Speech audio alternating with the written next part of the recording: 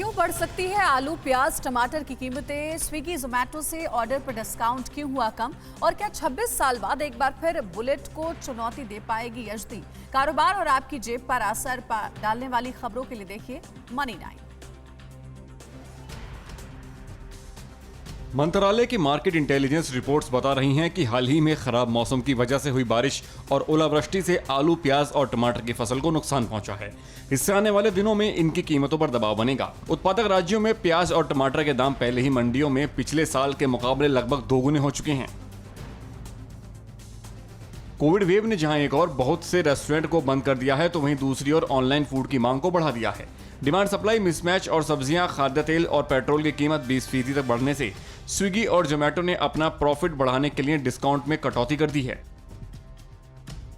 दिसंबर में थोक मूल्य सूचकांक पर आधारित महंगाई की दर घटकर 13.56% रह गई।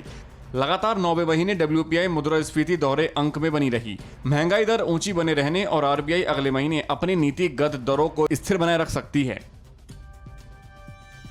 ऑटो पेमेंट पर पिछले साल अक्टूबर में आए रिजर्व बैंक के नए नियमों का UPI को फायदा मिल रहा है।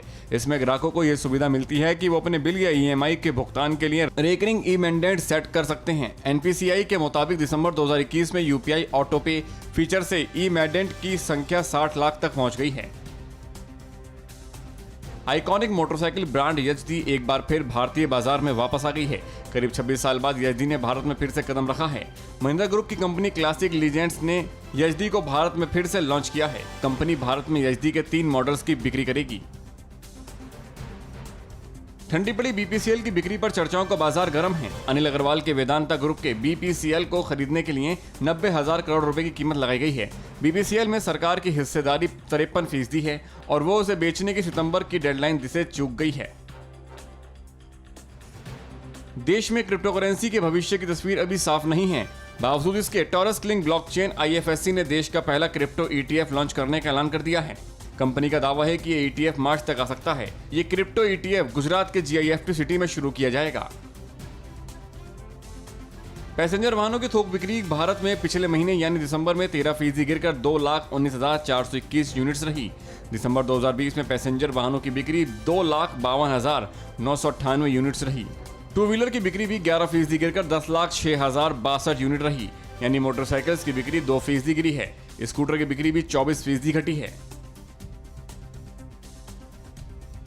दिसंबर महीने में देश का निर्यात सालाना आधार पर 38.91% बढ़कर 37.81 अरब डॉलर हो गया है। तो इस दौरान व्यापार घाटा बढ़कर 21.68 अरब डॉलर हो गया।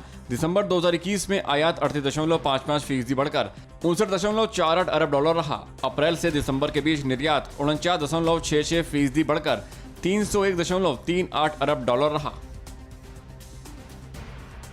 परवाह देश की, सोमवार से शुक्रवार रात 10 बजे TV9 भारतवर्ष पर।